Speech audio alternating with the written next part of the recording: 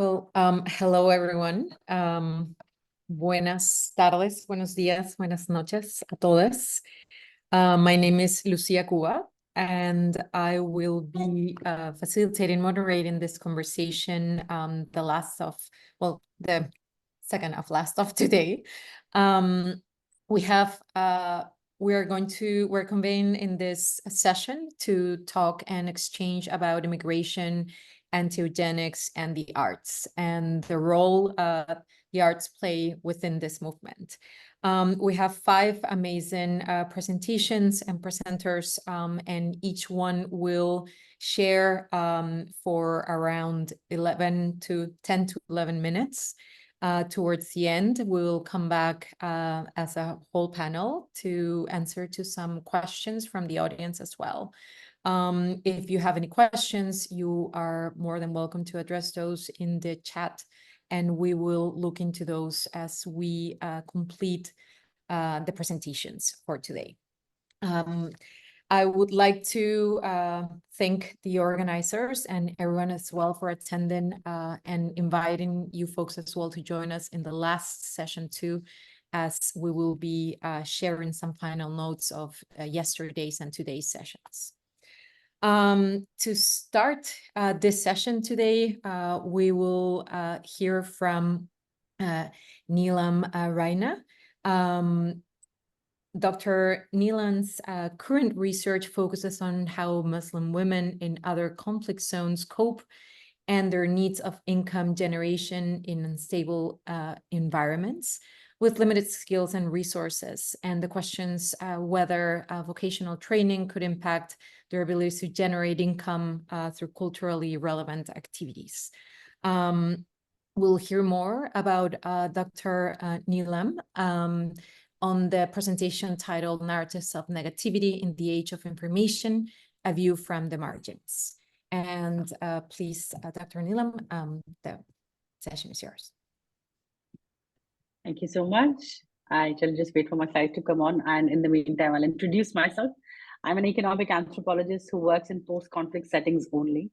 I work alongside colleagues who work on migration displacement, so I don't see myself as a migration expert at all. So I'm the interloper here. My presentation is going to start from a point of my jumping into this space in August 2021 at the collapse of Kabul. I got involved very deeply on the deep end of evacuating colleagues who were stuck in Kabul. The photograph here is actually of a colleague who was working on the project with us, and she decided that she would take the chance and cross into Pakistan and cross over with her giant carpet loom and set up and get started again. And yet, in the last few years, these narratives of negativity is a polite word actually, and I will show you a couple of images that will make you jump a little bit, and I apologize for them being so rude and stark. But August 21, I get involved in migration displacement, evacuating under humanitarian grounds, Afghans who would have otherwise definitely died in their settings. But there was Brexit, and I shall say no more about Brexit. It still hurts to say that word. So if we could move the slide, please. So I'm putting all of these in one title, in one whack, just to say, there are various words, there's mobilities, immobilities, there's all kinds of words, there's responsibility, problem. I would let you read all these words that we have become absolutely desensitized to. And this notion of refugees being the burden, being this massive thing that we have to do for them, they should forever be grateful, about them being others. And of course, successive British ministers from Suella Braverman to Priti Patel and everything in between have constantly pushed this narrative, which is not just absolutely wrong, it's also demeaning, it's dehumanizing, it incites hatred, it's absolutely unacceptable morally, and on all levels it takes a big fat black cross across it. Yet we have got almost used to these conversations about who's a refugee, who's an asylum seeker, what happened to ID cards, more people in boats, turn back the boats. The political narrative that drove British politics ever since Brexit, and the political narrative as Conservative Party shifts further right and everybody starts shifting. All the politics of Europe, including UK, starts to shift right. The instrumentalization of those who are most vulnerable, most at risk, and those who never, ever want to leave home. Nobody voluntarily wants to be an asylum seeker. Nobody voluntarily chooses to leave home and everything that they know behind. And then in the last 6 months that I've been part of migration conferences, this crisis terminology has come across and this narrative of crisis. And then when you move the absolutely terrible crisis of immigration and migration and displacement with the hard to challenge crisis of my climate, you get this double whammy of absolutely impossible situations, and how, to save ourselves, we'll have to club these two absolute impossible settings together. And we must think about this as a crisis being a very different word from what I would use here. And there is an African proverb that says, a South African proverb that says, till we don't tell the story from the perspective of the hunted, the hunter will always seem like the hero. And that is what it is. We are constantly othering, we are constantly extremely pushing people to the right, getting used to this really toxic space, and also then moving on to normalizing the toxicity that we have in place. So I have an example on the next page. I will apologize. Next slide. I will apologize well in advance for the fact that it is a stark one. I mean to cause no offense, but these are not my images. They are designed to cause offense. Could we move to the next slide, please? And all these tropes that play of the brown refugee, of the female who will produce 200 children, of this male who's uncivilized, uncouth, violent, angry, lazy. These are all these tropes that play constantly, and they have played so well and so much that we have got desensitized to such images that make you jump. And these are images that are available as memes on the 9gag website, which is a waste of time website, but anyway, they have a lot of information. But if you see how easy it is to shift this narrative, to push this narrative into an extreme setting where the words uncivilized and the words decolonization, which is where we are going sometimes within our spaces, it seems that we live in a binary space. It almost feels schizophrenic in the way it is coming out at you at both levels, where however, it seems equal in the way it approaches you as information. While one of them seems to be the logical way of going forward, of seeing everybody as the same as you, the other narrative seems to be as equal in its push, as equal in its acceptance and normalization as the slightly more logical one. And this idea of my civilization, of my society, of my environment, and how it became so clear with the Ukraine war and that Sky reporter in the morning saying, "Oh, look at these people, they look like us, they have blonde hair and blue eyes."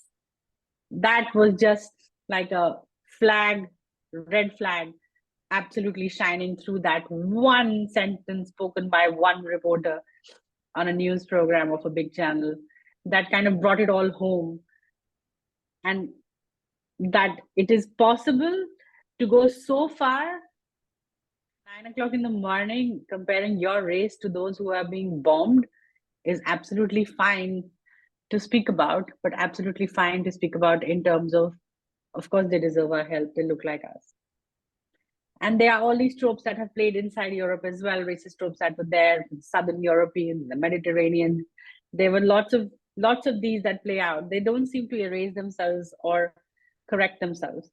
And if we move to the next slide, please, thank you.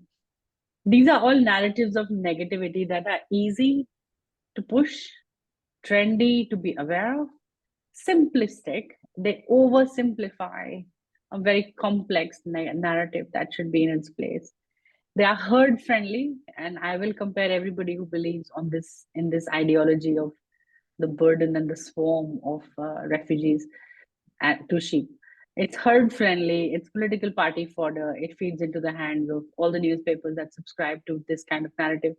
But what is interesting to me at this point is that the counter narratives, the contested narratives, the fact checking thing, the wokeism traps, in an age of information where we are inundated by information, finding counter narratives and contested narratives that push back against this requires a proper effort. So the point being that it is far easier to find these narratives of negativity in every place you look, as opposed to finding narratives that are more reasonable and positive almost of the contribution that people who move around the planet bring to your environment and your society and economy. And the wokeism trap that has been unleashed as a word, as a concept, as an insult, and again normalized, plays into the hand of this counter argument being hard to find, hard to locate, hard to simplify and make trendy. So where does our duty of care go into this space? How are we looking at our role as humans? How is our human empathy working? And what about critical thinking? These are the skills that we use the arts in within my work and within the work that you will hear about, I think, from others in this group. The role of arts being an approach that allows us to think differently. So can I have my last slide? I think it is 4 slides only. Yes, thank you. This is where arts and culture intersect in my head. This is a project that I run, the details of it here. It's a 5-year project that runs across different spaces and different conflict spaces. There are fragile spaces which have come out of war or have slipped in and out of conflict, or are active conflict zones. And we examine narratives of identity. We look at what makes a person, even if they decide to move. What culture do they carry within them? How do they identify? How do they dress? What do they speak? What do they dream about? What language do they speak? What food do they wish to eat? How do they belong to each other, to the community, and to the place in which they reside? And how, when displacement happens and they are forced to move, they carry all this intangible quantities of knowledge, wisdom, experiences about who they are. Their landscape might change, but who they are doesn't. And these negative narratives that I talked about earlier start to erode those ideas of memory, of dignity, of being valued, of the journeys that they've gone through, of the loss, of the trauma, of the inequalities they will face.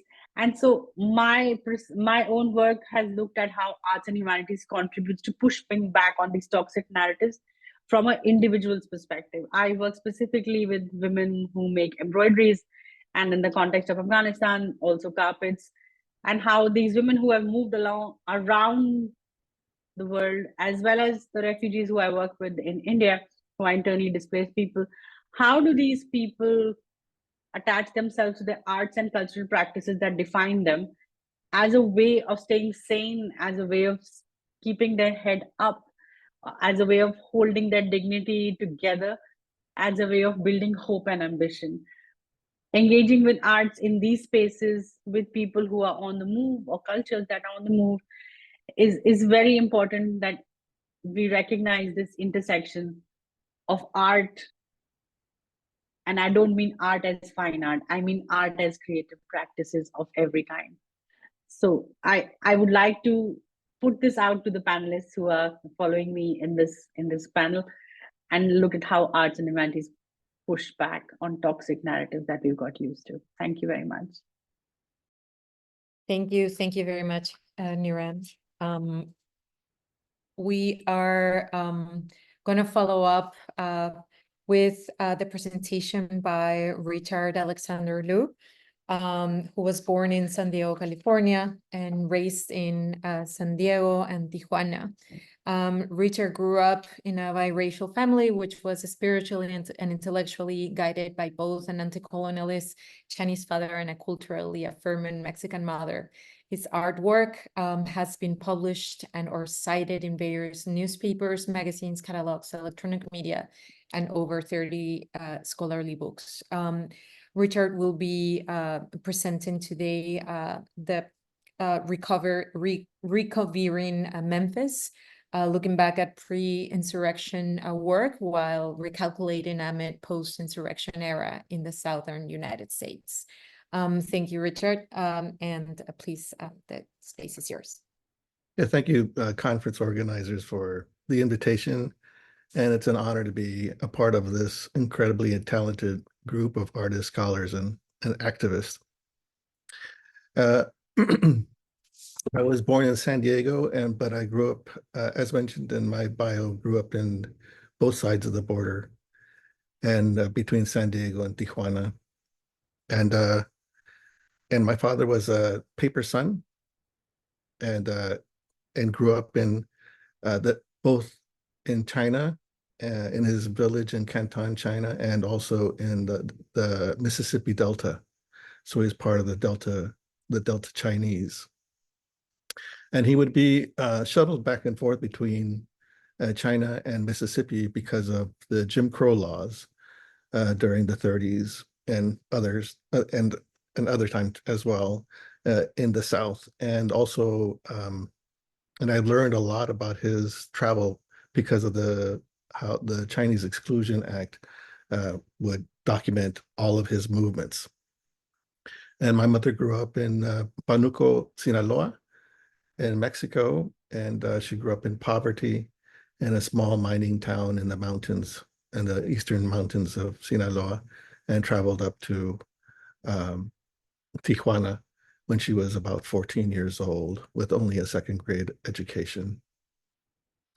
And so growing up on the border was very formative to my worldview, and crossing the border on a daily basis between the United States and Mexico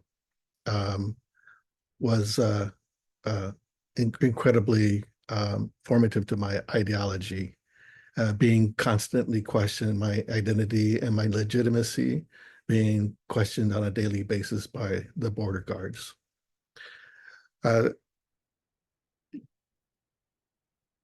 So I'm going to give you a brief selection overview of my work, starting with the border door, which the organizers were kind enough to use as their publicity material. And so this was executed in 1988, where I built a freestanding workable door and placed it on the US-Mexican border, a quarter mile east of the international airport in Tijuana. And there you see me installing the piece, and it was a fully workable door with 134 keys facing the Mexican side. So right now we're in Mexico looking towards the United States. And then I went back to my former home in La Colonia Roma in Tijuana, and then handed out over 250 keys and inviting people to use my border door with dignity and respect.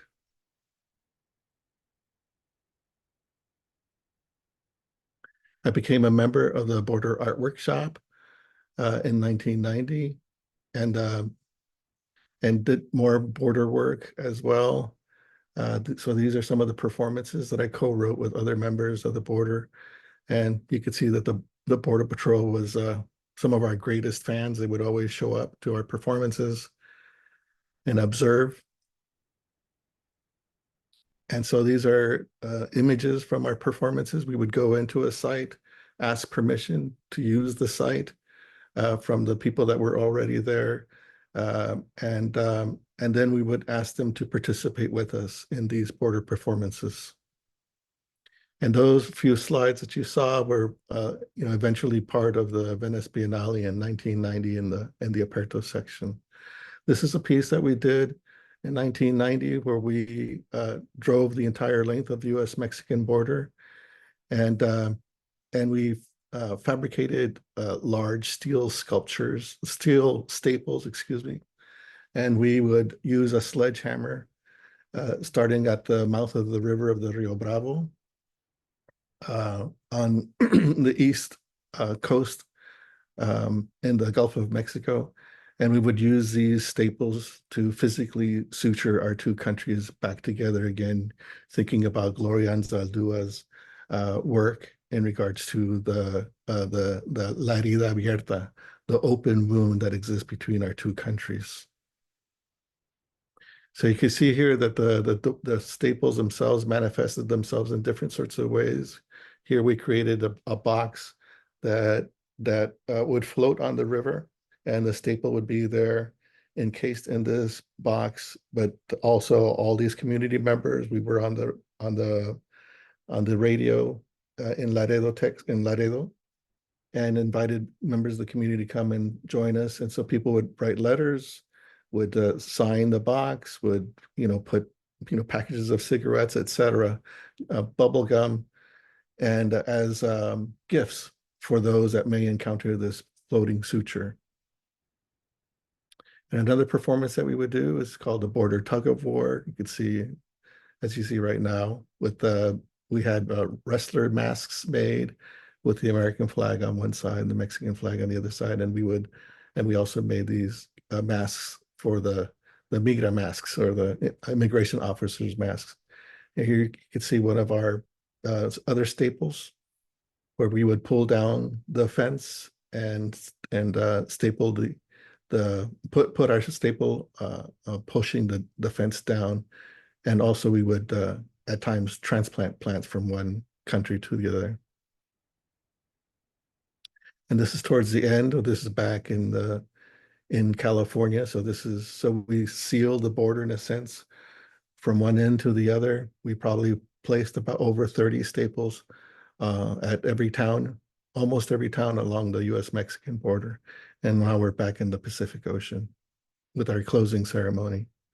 There's another piece that I did where I invited artists of colors to create text and/or graphics about the quincentennial, refuting the idea of being a discovered people. So I was this sort of walking billboard, and these images would last anywhere from 7 to 10 days on my head. And it was a way of sparking a conversation, engaging the public, instead of making work in a gallery where it's a self-selecting group. I would be out there shopping, dropping my kids off at school, teaching, etc. So these were the artists that created the work that would exist on my head during that time.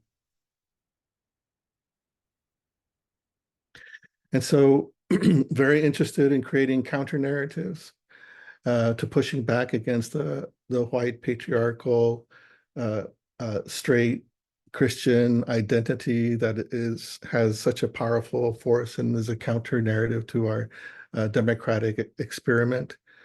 This is Slave Sticks. This is one of my first works that I started to work on in regards to the Confederacy, the U.S. Confederacy.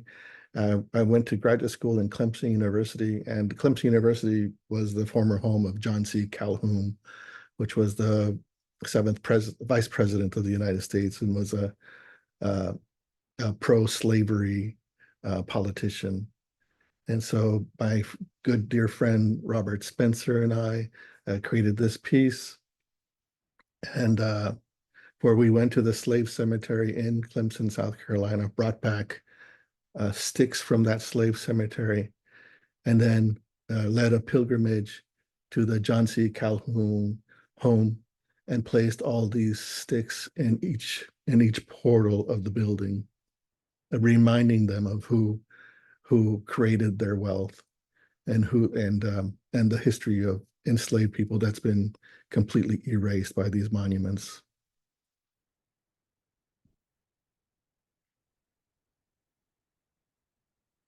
There's another collaboration with Robert Sanchez where we created a fictional narrative.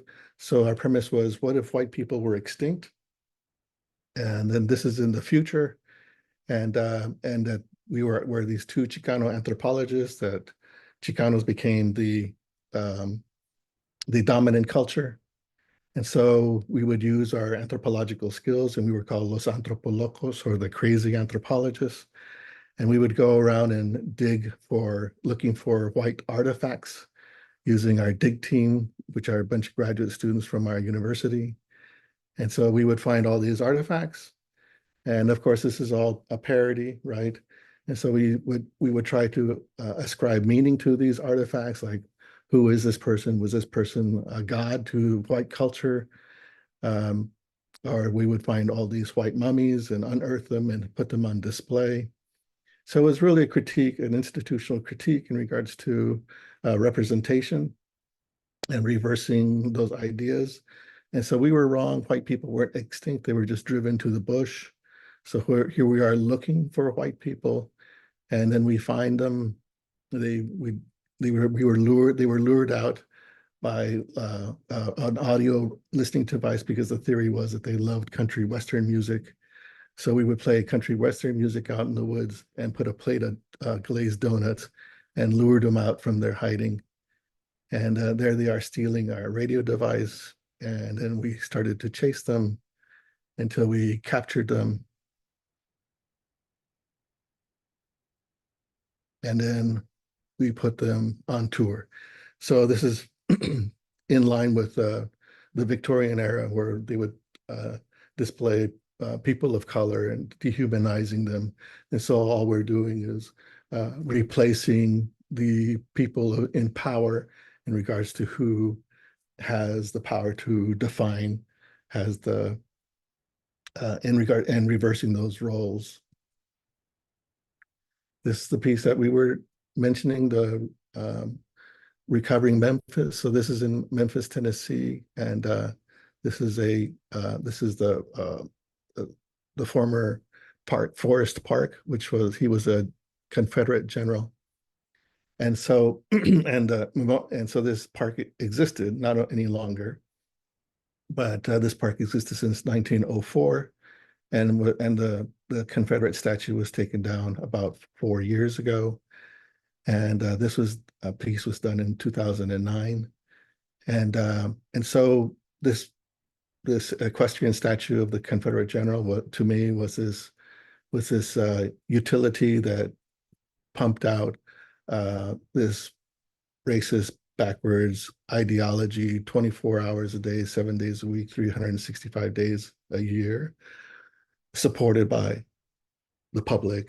And Memphis, Tennessee is an authentic Black city, 65% African American.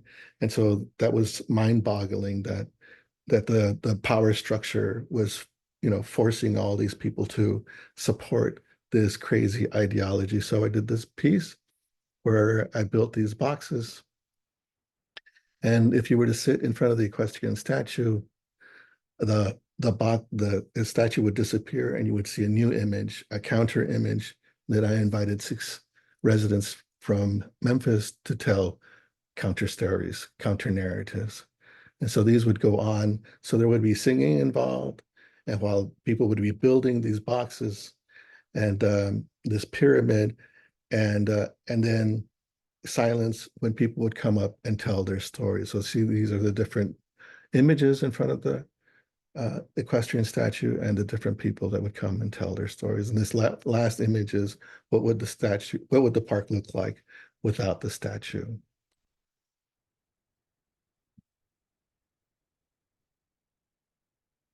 And so then this piece is I invited couples during the Valentine's Day in 2013 to be photographed in front of the statue.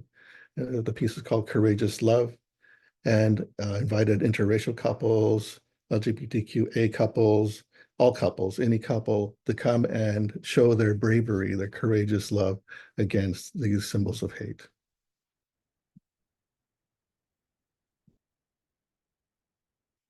And the narrative, creating the narrative, is very important in my work, and sites of specificity is important in my work. And so this is an immersive installation that was shown across the United States for a number of years, called Stories on My Back. And so it's this post and lintel construction, about 10 feet tall and 20 to 30 feet long, or 20 feet wide or so, depending on the gallery space. And then there's all these images of my family members. And when you walked in, you would hear stories because there would be speakers, and my children would be telling all our stories about our family. And then this is another counter-narrative piece where I dressed up as Forrest and read from his farewell speech in a video piece, and as Jefferson Davis, the president of the Confederacy, and read from his memoir. And the final two pieces is working with people and creating workshops about storytelling, so people from the community can learn how to tell their stories, and then create these larger bank of counter narratives. And so this was executed last year.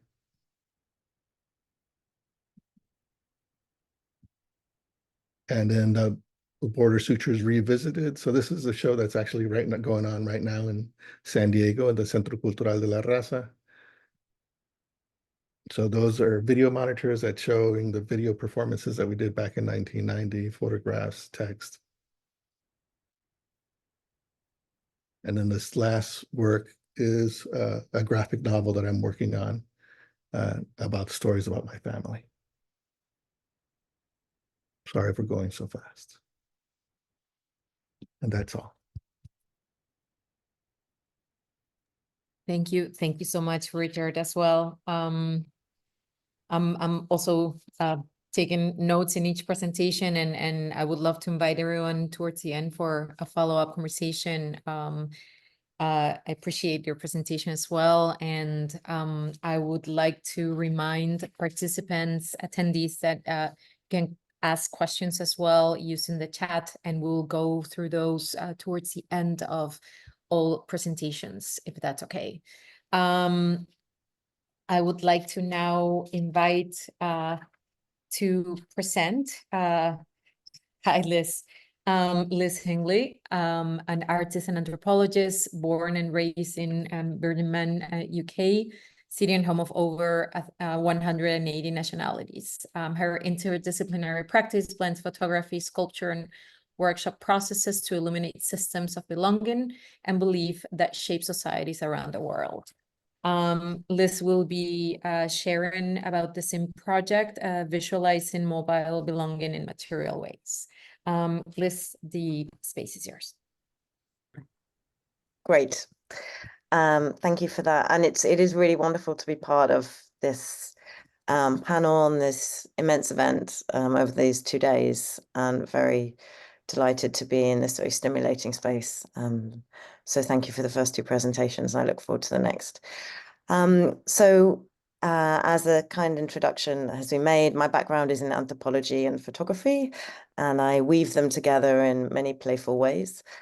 And this project that I'll give a brief overview today is centered around a participatory arts-based workshop methodology that's been co-developed over 7 years into the SIM project. And I'd like to emphasize the plus at the end of my name there, because there's been many people who've contributed to it, and I will go through the story of how it's developed since 2017 today. So the project seeks to build connections with people who've been affected by displacement and those who they live alongside, using creativity to co-create knowledge of resettlement through shared values and visual and digital languages. So I'm going to whiz you back to 2017, and it started with a collection of keys, and you'll see the one on the right that was part of this collection. It was a collection of keys dating from the 11th century to 1920, and this is around 1920. And I encountered this set of keys with a group of Syrians who'd recently arrived on a UN resettlement program in the city of Coventry. And as a local artist, I'd been invited to make a portrait of this growing city. At that time, Coventry was the fastest growing city in the UK, and also a city that had pledged itself as a city of sanctuary. And to better understand really what that meant, and to introduce myself to people who had recently arrived as a local artist, I invited a group, went to meet Syrians at their English classes, and invited people to explore the museum archives to see the ways that people who've lived in their city, how their lives and their stories have been narrated through objects and images to see whether there was something that would be of interest to people to then to respond to create something which would then narrate the stories of their aspirations and experiences of the city that they were resettling in. And this collection of keys sparked a lot of conversations about that sense of creating a home in a new place and what were the most important elements that were required in those early days. Most of the people who I'd met at that point were in the first year of arrival. So it was trying to better understand and share that experience together and think through what were those key elements that created a sense of connection in a new place. And almost unanimously, everybody agreed that the smartphone SIM card that they'd received with £20 on when they first arrived was the most significant element in those first few days. As one of the participants said, it unlocked my smartphone suitcase and created both that local connection to a new place, a sense of identity in a new place, and immediate connection to transnational networks and friends and loved ones. So in response to this, and over many, many sessions together, we decided to create these tiny pieces, and you'll see one on the left, which are to value the importance and the significance of SIM cards in that process of creating a mobile sense of belonging in a new place. So we created them out of silver and gold, and they were engraved by a local craftsman with the illustrations designed by people who were part of the project. So we made a whole series which were then added to the museum archives as a kind of contemporary key to home. And the numbers on the back were chosen where we would normally have an international identification number on the back of a SIM card. People chose a number that was meaningful for them, often the date they left Syria, the date they arrived in the UK, or the date a loved one died, or a birth date. And the description written by Fadi about this piece that he designed. He said, "I'm a hairdresser. To me, the sound of scissors is like music. In Syria, I made money with my scissors to build my house and support my family. I'm still waiting to be able to use my scissors here." And in this process of creating the work, when there was finally an exhibition and they were added to the collection and they were shown alongside the keys in the museum, everybody received a piece back. And on that moment of receiving it, the person, the craftsman who had made these pieces from Coventry was there, and everybody asked if they could be made independence, which I guess I might have hoped, but didn't anticipate that people really did value them, and it was added the element that they wanted to wear them on their neck as very personal, intimate pieces of value and meaning. And so that led to further discussions about the importance of the mobile phone in creating that being so intimate as a sort of additional limb. As one of the participants said, it gives me a bigger freedom than a car or a bike, having my mobile phone with me. And in that process, people asked if they could have their portraits taken, which would never been the original plan of the project. I was very conscious of creating a project which didn't require participants' faces to be exposed. It was creating objects which could narrate stories beyond visual portraits. Everybody asked to have their portrait taken. I guess they saw a photographer and felt that that would be part of the bargain. And so we created these studio portraits, which are reminiscent of the history of studio portraits, where people around the world, people who've moved around the world historically, have gone to show and to have their image made in the way that they would like to be seen, and often an image which will be shared in different ways historically through maybe portrait studios, postcards, or small images which were sent around the world. And today, of course, people wanted to share them on social media through social media apps. And that began the next process of thinking through this project about the importance of the images that are exchanged through smartphones to create a map, a sense of place and mobile belonging. So if we go to that next slide, please. And the next, please. So many more conversations about SIM cards, and in that process of expanding ideas for the project, I met many people who had kept SIM cards from places they may be in exile from, places they're unable to currently go to, like the lady on the left, Ukrainian, who keeps her SIM card from Ukraine in her mobile phone. And on the right, a man from Iran who is in exile from Iran, who keeps his SIM card in his wallet. And then moving forward, thanks to a residency with King's College London, the Digital Humanities Department, it gave some extra time to develop and think through the potential of expanding on this idea of the SIM card and allowing the conversations that it was beginning to unlock about the needs and values for people in that process of connecting to a new place and having multiple connections around the world.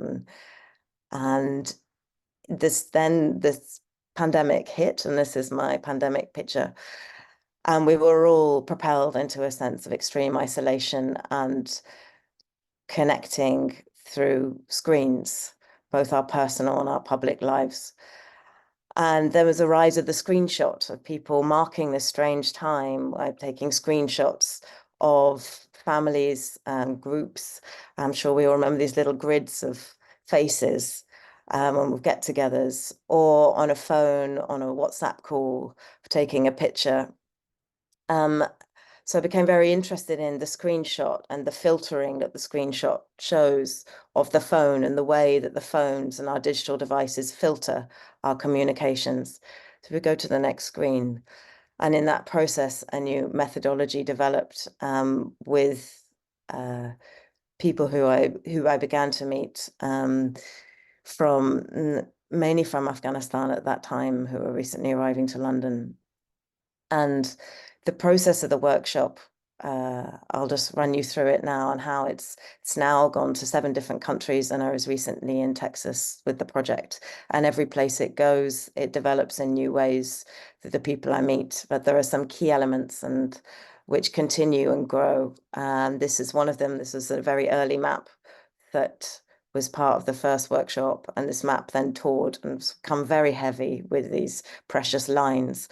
And these lines are drawn by people who've taken part in the project, and they're invited to pull them out to places in the world that they most communicate to their smartphones. And if we go to the next slide, and that's to create something together as an intimate group. The workshops are mainly 7 people. And they often bring up a lot of conversations and sharing for people. So we keep them small, but also because there's quite a lot of learning in the experience of the creative techniques that we use. So people are invited to choose one screenshot from their ocean of images on their smartphones to stabilize and to create into a unique piece to keep, and if they would like to add to the project collection. If we go to the next slide, please. These are a few of the screenshots that people have chosen. And the next. And then this is a bit of the technical bit. And this is bringing in the history of photography. And I guess my own issue with trying to create meaning to imagery now, when it's the ubiquity and the pace that it goes before us. It all feels so abstract. And we're constantly making images which we feel are meaningful for the second, and then enter this archive, which we often don't revisit. So in this process, we use a bespoke camera darkroom system and a glass piece, which is about the same depth as a smartphone screen, 0.7 millimeters, is coated with a light sensitive emulsion and put in this camera. And participants take a photo with this camera from their phones, from the digital image, and then it's put through a traditional darkroom process, and an image emerges. And because of all of these elements involved in that process, each image will always be unique. If you just go to the next, if you click space, you'll see a little video. These images. Thank you. And we'll just go to the next screen.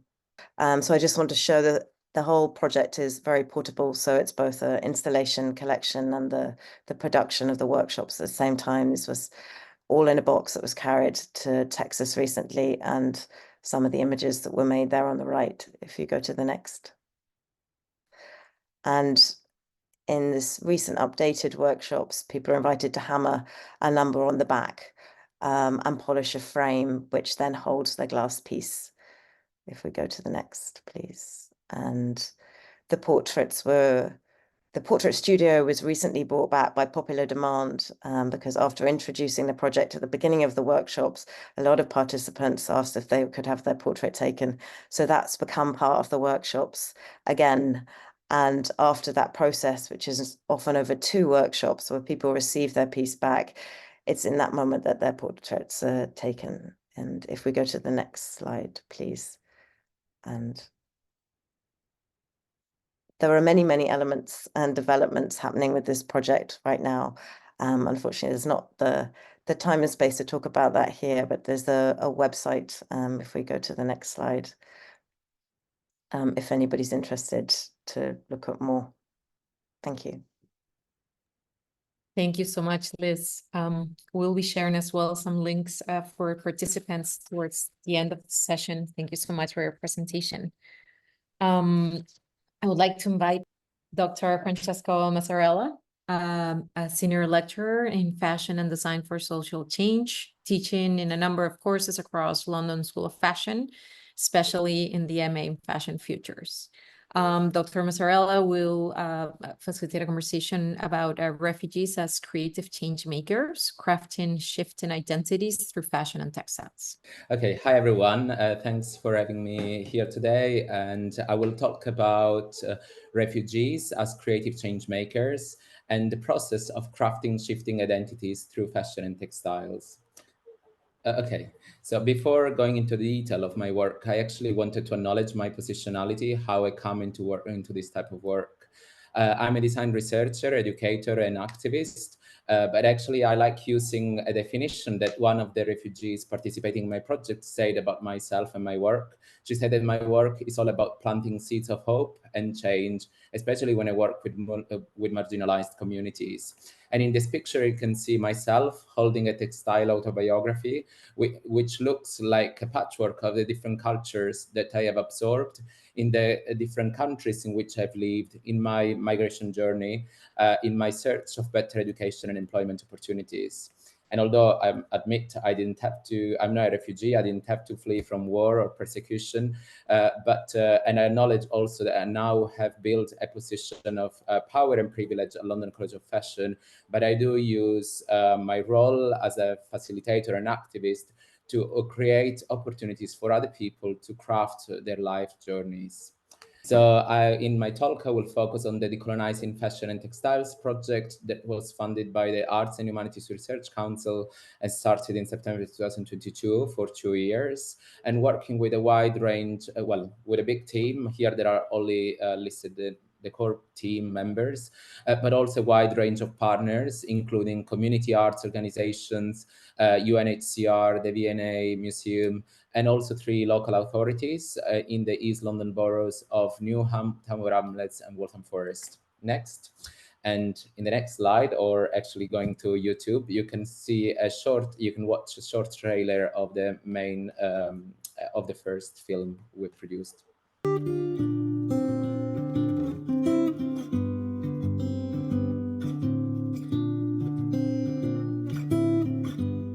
It's like a total life changer. Like all the things I've done today and I could do today was because I joined the project. It helped so much in my mental health, like just having to put my hands and my brain and my energy into making art. I'm transforming my feelings to paper. You know, it's not just in the air. Right now it's tangible, you can see it. And it's so cathartic. This is a participatory action research project engaging London-based refugees and asylum seekers in a reciprocal process of learning and making through fashion and textile craft making. In the field of fashion design for sustainability, we often think about the three pillars of the environment, economy, and society. But in this research, we argue for the importance of considering also a cultural dimension as an essential component for a sustainability agenda. We are also challenging the dominant practice of social designers who are often parachuted into marginalized or disadvantaged communities with the assumption that we can bring our knowledge or expertise to solve other people's problems. There is a need to decolonize such dominant practices, really showing how much we can learn from refugees in terms of cultural sustainability and community resilience. What it has done for me is that it has kind of shown how my fabric kind of connects with my culture and my roots, and that's really given me a good sense of belonging. To start the project, I undertook ethnographic research to immerse myself into the context and understand the needs and aspirations of the local communities.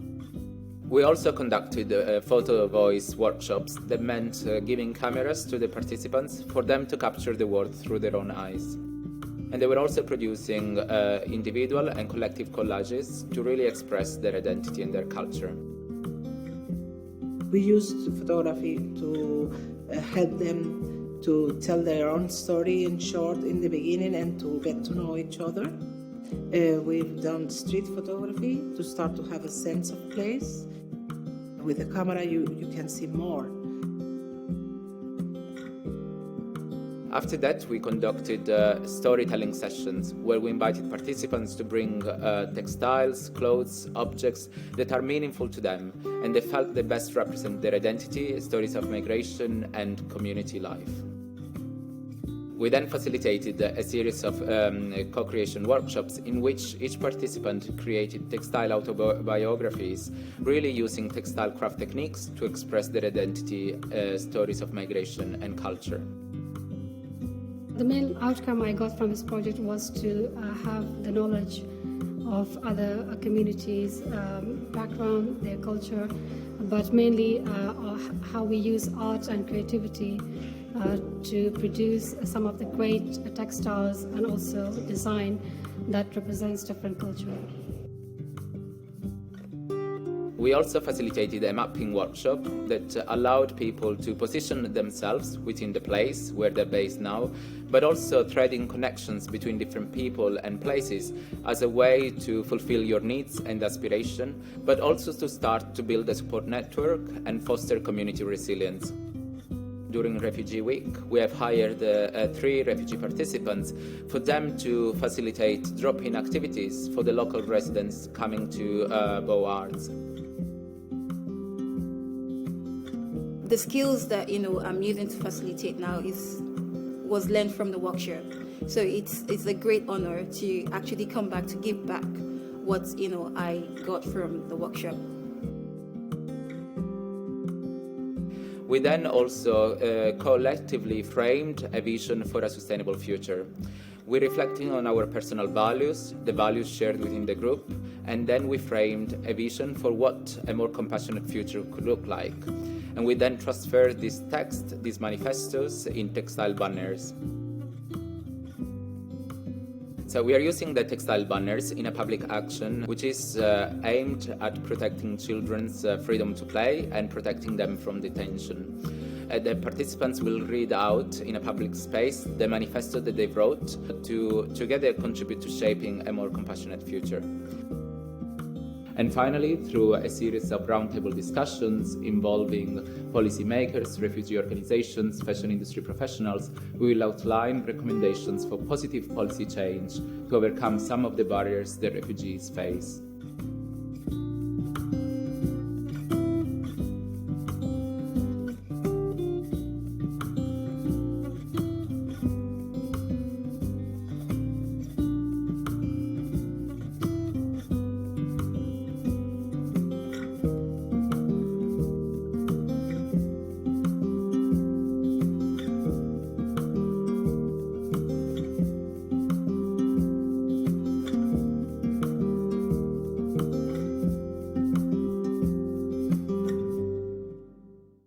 So this project is situated within the challenging context of the refugee crisis, but specifically also the hostile environment that the UK government has created for refugees and asylum seekers.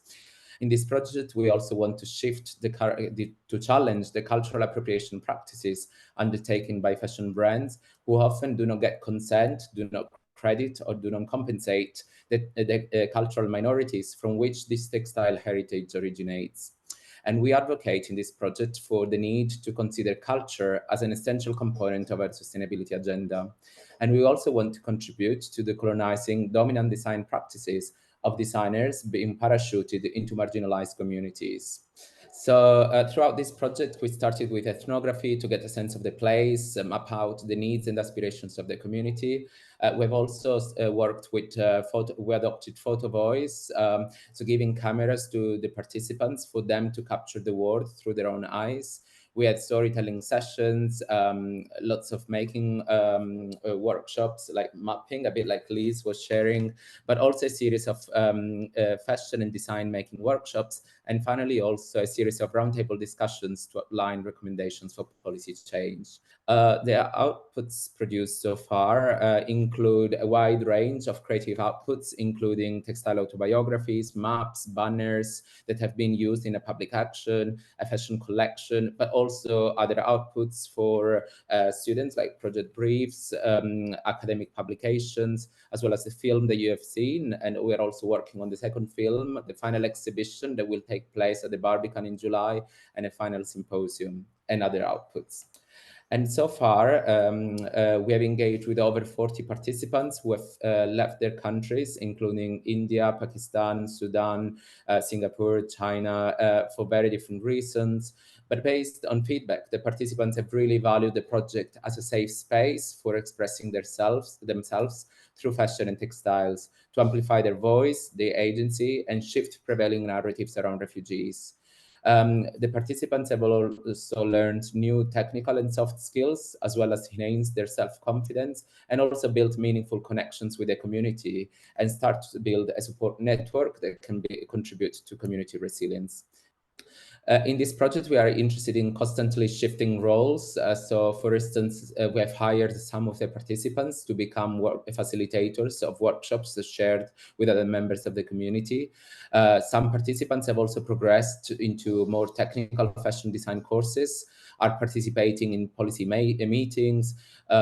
We've also gifted a camera to a participant who is a refugee from Iran, who is now, and we are now hiring him to support him to rebuild his photography career here in London. We have also offered work experience for some of the participants at Nicole Zisman for her fashion brand here in London. And also we are collaborating with other projects. In this project, also through the act of making, we are listening to the needs and aspirations of the participants, and we've started to map out the interrelated systemic challenges they are facing, including housing, safety, food quality, the financial struggles, as well as the trauma and mental health issues, as well as lack of legal advice to navigate this complex system and get the refugee status and the right to work, as well as challenges to access education and jobs. And we've also mapped out the different organizations that our refugee participants engage with. For instance, the local councils that provide housing services as well as financial support, the Home Office that grants the refugee status and the right to work, as well as other charities that provide services related to food, or business support, and also support for entrepreneurship. In this project, we are reframing what fashion means through the lens of designing for cultural sustainability. Here, we're focusing on the social and cultural practices related to material objects that participants who are often at the periphery use in order to flourish within the community. But we are focusing on the practice of making fashion and textiles that here is used as a tool to tell a story, to engage in a process of becoming new again and rebuild a new life in a new place of resettlement. As well, in this project, we are considering culture not as a return to our fixed roots, but rather as roots through which culture evolves as people travel, integrate, learn, unlearn, and also create meaning. In this project, we wanted to sustain fashion and textiles heritage because it can provide a sense of belonging for people who are displaced and live transient lives. But on the other hand, some participants have very traumatic memories of their home countries, and they almost want to erase their material culture and absorb other elements of cultures in order to redesign a new identity. And we are also contributing to shifting narratives from what displaced people lack to actually what they can contribute to their host communities in terms of skills, values, material culture, and community resilience. And this safe space is offering an opportunity for people to build self-confidence and also becoming valuable members of society. As I was mentioning before, the participants shared that there is a shortage of safe spaces and spaces of social belonging. And also some of these organizations that the participants interact with often perform a merely administrative and legal function. And also some of the participants don't really identify with some of these spaces. And this contributes to further isolation and also mental health issues. But in this project, we also identify the need to adopt a framework of ethics of care, having safeguarding measures and support systems in place at all times. But also there is a need to collaborate with other professionals who are trauma-informed and they can deal with the dark sides of design for social good. But also in this process, we are facilitating dialogue and coexistence, which is very important, especially when bringing people with diverse, different backgrounds, in order to foster a mutual understanding that transcends cultural differences and perspectives. The participants are really valuing this project as a transformative learning experience. For instance, one of the participants said, as a refugee, I felt like a stone. And this project is giving me an opportunity to get closer to my feelings and turn my pain into something beautiful. So here, decolonizing fashion implies a process of unlearning inherent knowledge and engaging in a process of learning new viewpoints. And design education means engaging in a process of critical reflection as well as self-discovery. In this project as well, we are constantly challenging and reflecting on our own positionality, challenging our own privilege, but also shifting power dynamics at play in those collaborative making spaces. Here, we are engaging in a reciprocal making of a process of making and learning through fashion and textiles. So instead of studying participants or assuming a helper attitude, we are actually engaging in a process of listening with mind and not just with our ears. And we're also contributing to defining what community resilience means in this context through the lived experience of refugees. Here, we define community resilience as the collective ability to react to experience of oppression and exploitation, but also challenging power structures and activating a process of change. But here as well, I want to advocate that refugees are not homogeneous communities. And also we challenge the notion of resilience because it's a positive personal quality to possess to react to adverse situations, but actually it shouldn't be used by other organizations like local authorities to deflect the responsibilities.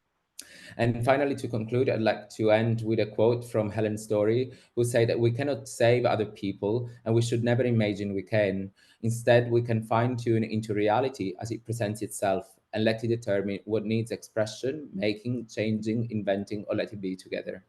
Thank you, and I look forward to the discussion. Thank you so much. Invite our last panelist of this session, Hannah Entelweiss, to present. Hannah is the co-founder and curator of the collaborative art project Displacement, Uncertain Journeys, and it's at the final stages of completing a PhD at the University of Arts London. Hannah will be speaking about policy-oriented art, bringing art into diplomatic venues, addressing disaster displacements. Hannah, the Zoom room is yours. Okay, great. Well, first of all, thank you so much for inviting me to be part of the panel. I've really enjoyed hearing everyone's presentations, and your work is all really inspiring. Just before I begin, maybe one additional thing to add is that in addition to finishing my PhD at the University of the Arts London, I'm also a lawyer by training and have experience working on humanitarian affairs and displacement issues, particularly related to disasters and conflict, both internally and cross-border, primarily working on humanitarian response with United Nations and other organizations and policy work. So my presentation is bringing together those two backgrounds of international law and policy and my more recent work on art. So today I'm going to talk about policy-oriented art, bringing art into diplomatic venues addressing disaster displacement. So as we said, my presentation reflects my curatorial practice, leading the Displacement Uncertain Journeys project and my doctoral research. And I explore what role art can play in the development of international law and policy to protect the rights of people displaced by the impacts of disasters and climate change. And so what some people call climate refugees, but I'm going to call disaster displacement. I'm not sure how much you've discussed disaster displacement in the conference over the last few days. But in case you're not aware of disaster displacement as a topic, in 2023, some 32.6 million people were displaced by disasters, a number that far exceeds those displaced by armed conflict and violence. And we also know that with climate change projections, those numbers are only going to go up. So what I'm guessing you are aware is that unlike political refugees, people who flee disasters and the impacts of climate change have no assurance under international law that they will be allowed to cross an international border to find safety. So while it might seem like a straightforward solution to solve this problem, you can start with the International Refugee Convention.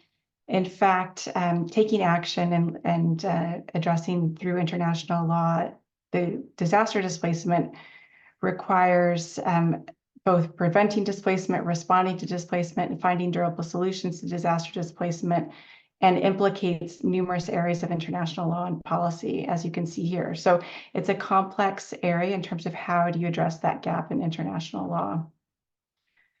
So in that question of how to address that gap, I'm going to talk about the role of what I call policy-oriented art and what that might play in the process. So I developed this term policy-oriented art to describe artwork that's created or exhibited with the intention of seeking social and political change in the form of law and policy. So policy-oriented art is collaborative and it's solutions-oriented. And it's not necessarily with respect to the artwork itself, but with respect to being part of an overall goal at finding a policy solution to respond, in this case, disaster displacement. And I also understand an artist working as an independent and engaged expert in this process when I talk about policy-oriented art. So I'm going to briefly share a few examples, and I mean really briefly, I'm sorry, I feel like I'm going to not be doing justice at all to these artworks that I'm presenting today, but I hope you'll understand. And I'll be talking about how we've used art in my curatorial practice through the project Displacement Uncertain Journeys, which I co-founded with the late Professor Chris Wainwright. And in that project, we exhibit art in diplomatic venues for international policymakers, specifically policymakers, not the general public. And we focus on policymakers because they're the ones who have the responsibility to develop new international laws and policies about disaster displacement. And these exhibitions are all organized as part of wider advocacy efforts with diverse partners on disaster displacement. And those partners include member states and nation states, UN organizations, NGOs, and academic institutions. So we work with a wide group of partners when I'm presenting these interventions. I'm just going to talk about a few examples. And again, I'm talking about disaster displacement here, but I'd invite you to think about how you might apply these ideas and concepts to your own work with respect to policymaking at the local, state, and national level, as well as international level. But before I do that, I just wanted to quickly highlight what I'm talking about when I talk about a diplomatic conference. I'm sure some of you have gone to conferences, but for those of you who haven't, here are just a few photos to let you see what I'm talking about. This was the climate change conference in Madrid that I attended in 2019. And just so you can see that it's a busy space, there's plenary rooms, thousands of people attend these conferences, people from all around the world with government delegations attending and doing negotiations in negotiation rooms.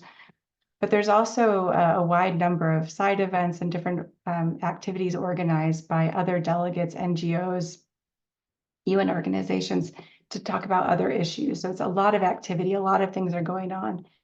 And art is sometimes part of those and increasingly part of those conferences, but kind of tucked in different places. So with that in mind, it's this chaotic environment. What can we see art contributing in that sort of a formal process with states, but also all these sorts of activities where there's a lot going on? So in my research and curatorial practice, I found that art can contribute in multiple interacting ways. So first, I found that art can increase international policymakers' awareness and understanding about disaster displacement as a policy issue, including through symbolic as well as physical, embodied, and arguably memorable experiences. So here we can see Lucy Orta here again. We saw her in the previous presentation. Here we invited Lucy and Jorge Orta to present the Antarctica World Passport Bureau. And this was at the 2019 Global Forum on Migration and Development in Marrakesh. Perhaps some of you were there. It was a conference addressing a wide number of issues related to international migration. Disaster displacement was only one of many issues. So over the course of the week, the installation drew over 1,300 conference delegates who lined up to receive a stamped copy of the Orta's Antarctica World Passport. So the Antarctica World Passport is a sort of utopian proposal providing visa-free travel to any country in the world. And again, I'm oversimplifying this, so please forgive me. But in short, the artwork and the installation provided visibility for the issue of disaster displacement. And I even now continue to hear about how people remember the exhibition. They remember talking about disaster displacement at this big international conference. In addition to visibility, I think the conference also offered a subtle but arguably provocative proposal to address disaster displacement by proposing a document that imagines a world without borders in a country or in a conference that is dedicated to developing and enforcing rules about how to manage the movement of people across borders. I also found that art can help build empathy and understanding about disaster displacement for international policymakers.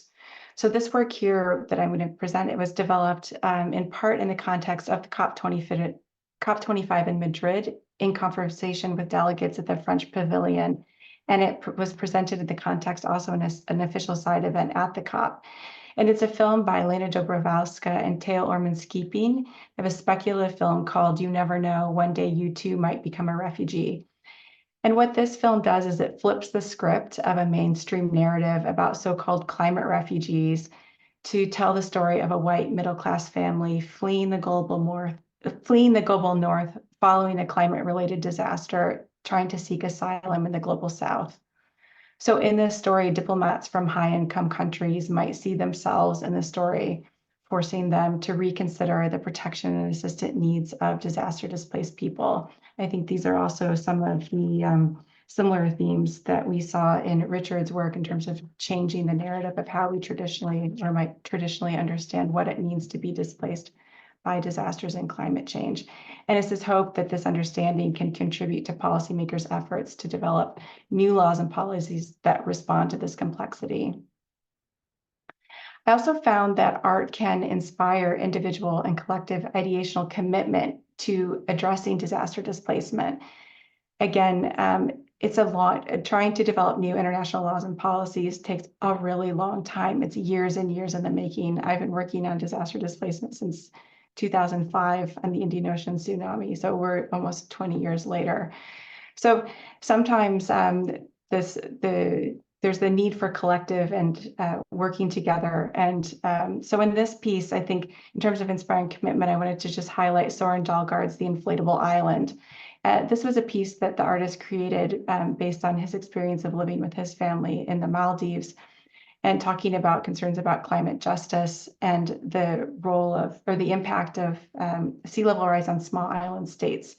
So in this work, he's intentionally playfully engaging with the topic of disaster displacement and inviting delegates to the Global Forum on Migration and Development to collectively carry an island to help it find a new home as a symbolic act of the need for international action to address disaster displacement. So this might seem infantile, but if you want to talk about it later, there's some also the idea about working with play and creating connection against people for ongoing commitment to work and as advocates on different issues. Third, I found that art can generate creative thinking about how to conceptualize and explore policy solutions by asking questions differently. And again, quickly, I wanted to just highlight a work by Common Room, that's a collective in Indonesia that combines long-term work with indigenous communities in West Java, incorporating indigenous practices in terms of responding and understanding disaster risk, and then building on those to develop technical solutions such as early warning flood systems, and combining those together through an artistic approach to approach how you would do disaster risk reduction differently in a way that maybe normal disaster risk reduction actors wouldn't think. How do you incorporate as a way of working with communities and knowledge that they already have? I have another film that I wanted to talk about, but I see I'm running out of time. But just quickly again, I think particularly in disaster displacement, something that you can really emphasize in terms of messaging is that anyone can be displaced by disasters. There are definitely more vulnerabilities, but disasters or natural hazards hit almost every part of the world. So in the film Alea, it was the Rina Arafancia and Marie Velarde worked in coastal France where communities had been displaced in a deadly storm, and help them imagine an alternative future of how to live with risk in the future. And again, it's this idea of artists imagining different ways of understanding and conceptualizing issues to give policymakers alternative ideas to sort of change the way they understand and conceptualize the issue. So again, these are the different ways that I think art can influence policymaking, working in both by increasing knowledge and understanding, but I think also in inspiring personal commitment for policymakers and this idea of generating new solutions and ways to address policy challenges that might not otherwise come up in the different or the normal ways that these discussions take place at diplomatic conferences.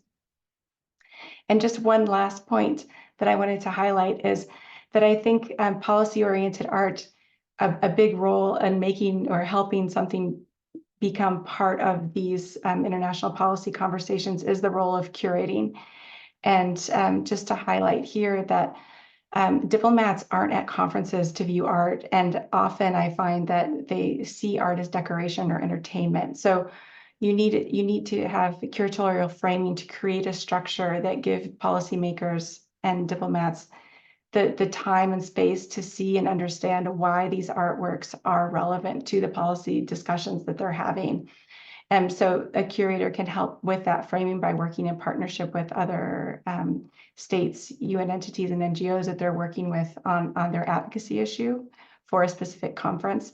And those partnerships are also key in terms of gaining access to the diplomatic venues, understanding the political context, and what art might be relevant to those specific conversations that are happening. And lastly, I just wanted to emphasize that the curator also needs to make sure that artists are fully aware of who they're collaborating with, how their artwork will be shown, and ideally ensure that the artists are personally engaged, if possible, in representing their work at the conference themselves. So with all of that, Rush, I just wanted to close with a quote by Lucy Lepard that I continually find inspiring. And she said that there's no reason to exaggerate the elusive power of art. Artists cannot change the world alone, but when they make a concerted effort, they collaborate with life itself. Thank you. Thank you so much, Hannah. And I would like to invite everyone back into the Zoom room. Once again, really our sincere appreciation for sharing your experiences as well. I think we are all aware within our areas of practice of the power and the possibilities of using art design to channel multiple and different social topics. In the context of your own practice, I would like to ask all of you if you would be able to share 3 of the greatest challenges that you've generally face or maybe currently face when engaging with your projects. And I'm saying 3 for the sake of a number. I'm sure there might be more or maybe less, but I would like for us to think about challenges that are often experienced within the type of practice that you engage with.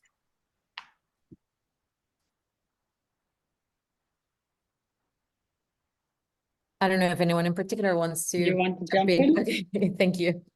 Happy to jump in. I think the greatest challenge, there are 2 big challenges really, and I think the second one breaks into 2 pieces. One is the idea of art and all creative practices being soft, of being the the fluffy end, the nice softy slightly fuzzy end of everything, and how culture represents this, etc. It's on the fringes of the minds of core policy. It's very important you get your UNHCR ID card as a refugee. It's not that important that you haven't eaten anything vaguely familiar for 3 months. So that challenge of art remains an issue. Well, when I say art, I mean all culture, craft, textile, language, food, song kind of space seems to be erased very quickly, and that dehumanization aspect becomes complete. So that remains a challenge where this disciplinary silos tie us into exclude us or tie us into a space. And the second biggest challenge has been of gender stereotypes and a misunderstanding of the impact of intersectionality at every aspect of everybody's life. Where intersectionality remains a fashionable buzzword within academia, and I'm just being blunt, yet it is not absorbed and understood as a key way to understand inequities, not inequalities, inequities, and that remain embedded inside people. And we saw this with Operation Pitting in the UK, where 88% of those who came evacuated out of Afghanistan were men, generally single men. And there was a complete surprise about policies not being gender aware or conscious of inequities based on intersection. So yeah, two major bugbears within the refugee immigration space as well, where all refugees, they're all Iranian or they're all Afghan, they're not all anything. They are individuals in every space. Yeah. Can I go next? Yes.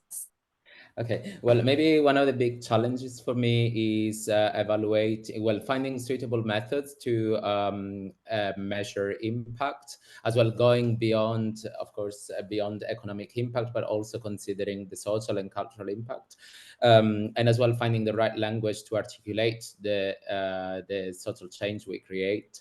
That's one.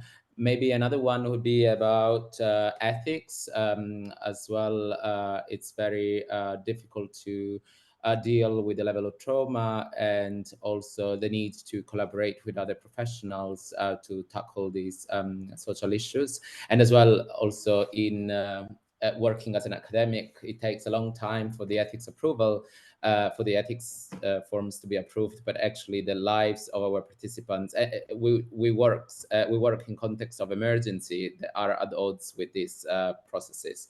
And then maybe another one is about participation and also legacy. Well, it's 2 different points. Well, engagement of participants and also retainment, also because they have transient lives, and also engagement of different stakeholders who have different agendas, so navigating different agendas. And actually, and the other point is about legacy. So what do we leave behind with our projects? So how we can build a long-lasting legacy that goes beyond the funding and time frame of the projects.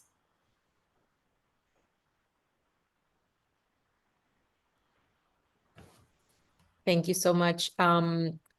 Richard, I think you got your, I'm not sure if you were before Hannah. Oh, no? Oh, okay. I think it was Liz. Oh, Liz, well,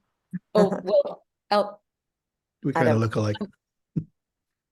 I saw Hannah's hand up, so I'll refer to to that note. Then maybe Liz and Richard, is that okay? Thank you so much. Thank you.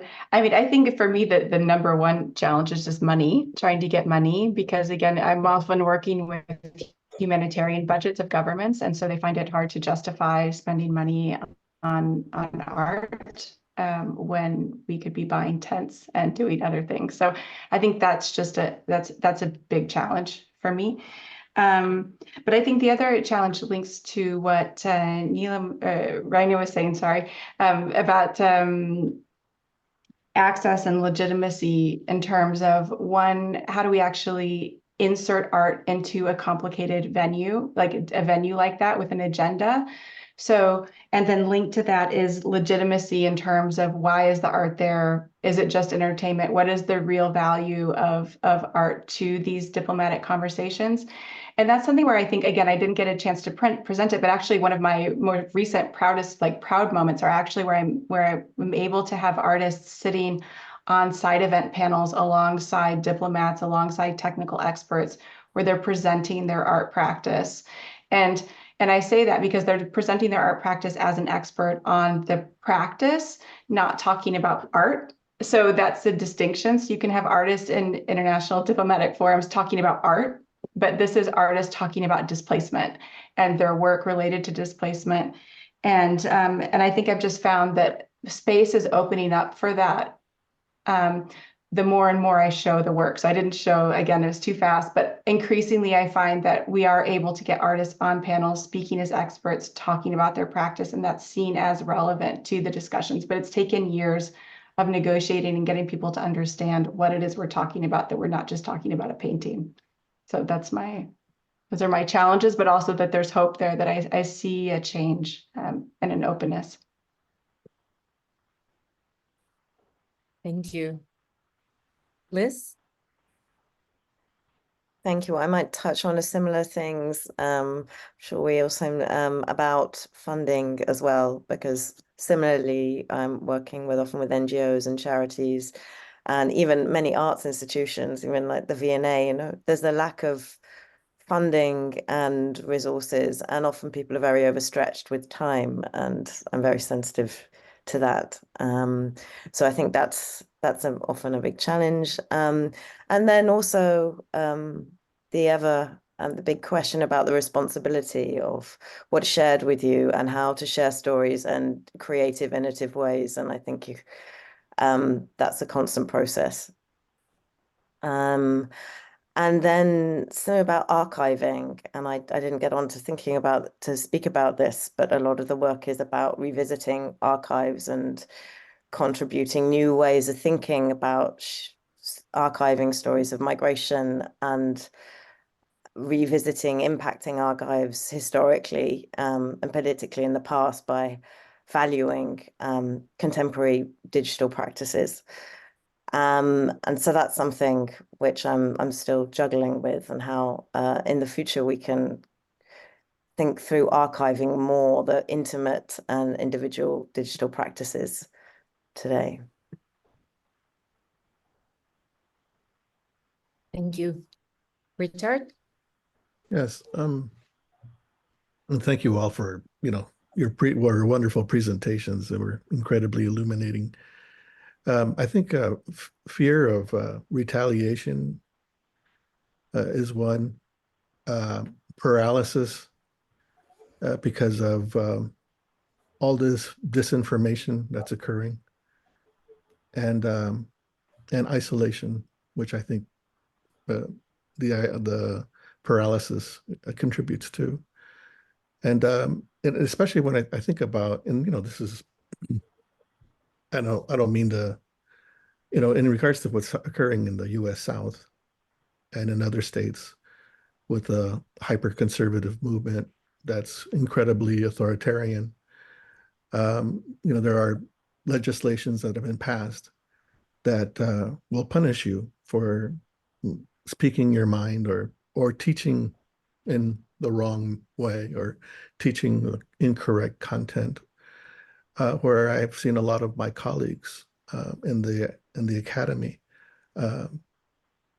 resign from specific committees because of fear. And so also the paralysis because of all of the disinformation and the flood of disinformation in regards to, again, the hyper-conservative authoritarian movement in the United States. And one of the incredible disinformations, it's embarrassingly so, where the legislature in Florida says that the enslaved people benefited from slavery. Those sorts of outlandish, outrageous, dehumanizing sort of statements become the currency, and it enters into, and that's with the flood of that disinformation, we start to breach into the arena of banality. And so, and that's a troubling trend. And then isolation, because of the two things that I mentioned before, and especially it was accelerated by the pandemic. Our need to sort of reconstruct ties that bind us, like this wonderful conference, that brought together a bunch of people from all sorts of disciplines, right? So these sorts of things are needed more and more. So there could be groups of us that could collaborate and confront the fear, the paralysis, and the isolation. Thank you so much. I fully agree with all of you. And I would like, I'm not sure if there are, I know we lost a couple of questions, I think, from one transition to one of our Zoom rooms to the other, but I'm not sure if anyone would like to ask a question right now to any of our panelists or to the entire group.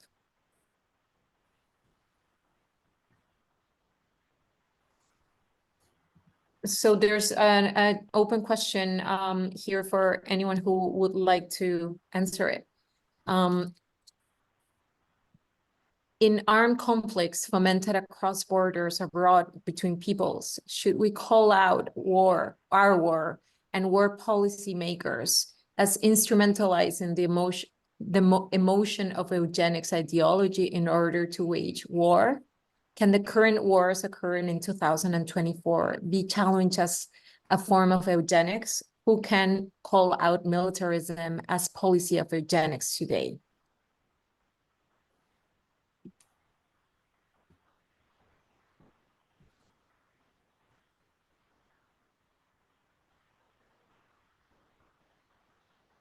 I'm not a eugenics expert, but can I try and address this? I think in armed conflicts that take place across borders, there is a definite movement between those who are living on those borders. So I'm not a eugenics expert, but I work on these borders across nations. Those who live on these borders, the people who live on these borders where war takes place, have reached a point where their awareness of their own world and the internet has kind of helped understand more around the planet than they was before. A lot of people have reached a point where they understand war as is, where war is a present state of being, where waiting for war to end and waiting for peace to arrive, and peace is called a she in some of the communities I work with. They said to me, peace will come when she comes. So I think instrumentalizing the emotion of eugenics to wage war, but instrumentalizing war as a solution, war as an approach, war as a binary entry point for what seems to be part 2 of Cold War, is one way of looking at it. But I think we also have to change our perspective to understand how this war that we see from outside being fought somewhere else with someone else in some other place is actually seen from the inside. We need to understand inner voices inside war, where a lack of war or absence of war, as has been written about quite a lot, is not peace. I will stop there, but can the current wars occurring be seen as challenges form of eugenics? Yes. These wars should be challenges form of eugenics. And who can call out militarism as a policy of eugenics today? Who can call out militarism full stop? Who is calling out any militarism on behalf of any of these giant powers? None of us, except those who meet on a Saturday and protest for Gaza. Who else is calling out militarism? Thanks. I would, if I may speak, I would agree completely with Dr. Reina in regards to, I mean, and not to continually, bring up the context of the United States, but when you see leading politicians and leading media personalities talk about replacement theory, and part of an explanation for their feeling transgressed upon, it's unavoidable not to think about eugenics in that framework, and using replacement theory as a way of galvanizing themselves politically and economically and through their fundraising. It's the disposability aspect, the disposability narrative as well, of you can lose or get rid of or erase or delete a certain category of humans. And whether these are humans within your own vicinity who are local or people who come from outside, there's always the bottom band of the 4 or 5 categories that eugenics driven conversations of replacement work on.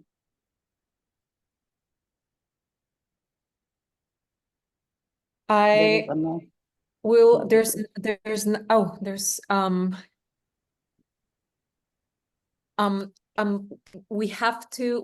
we are running over for many minutes now, so we're gonna have to wrap up maybe with this last question, if that's okay with the panelists. A question from Camilla. It has been highlighted decades ago by eugenicists that the war has counter-eugenic effect, as the young, healthy men are being sent to the battlefield, whereas the sick and the weak ones stay at home. Well, that's I think part of the comment to the responses. I'm not sure about this comment. It again looks from the perspective of the hunter, and the hunted, if you look at it that way, those who are healthy and young and going into battle are also battling those who are healthy and young on the other side, right?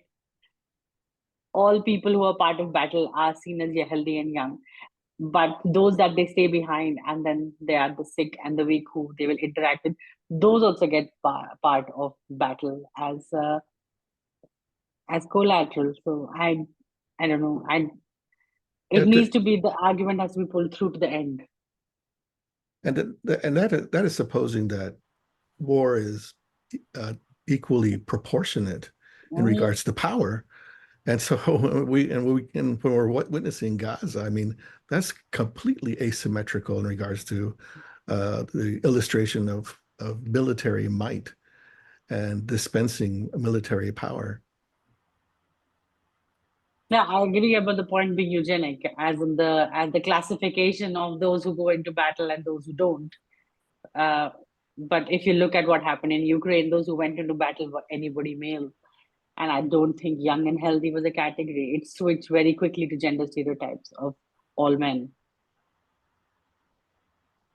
I want to thank everyone for participating. I know there's a lot to talk about still, and as many of you have pointed out, the power of art, design, creative practices can really, someone spoke in a few sessions ago, if I'm not mistaken, it was yesterday as well, like how do we how do we put together the dots? How do we think about all of these processes happening as a system? And that the mediums that we have access now to, channels of communication that have varied completely just in the last pandemic years. Not to say how is this, how is it possible for us to confront, to counter-arrest, and to create alternatives as we continue engaging in the practices and in the challenging world that we continue to live in.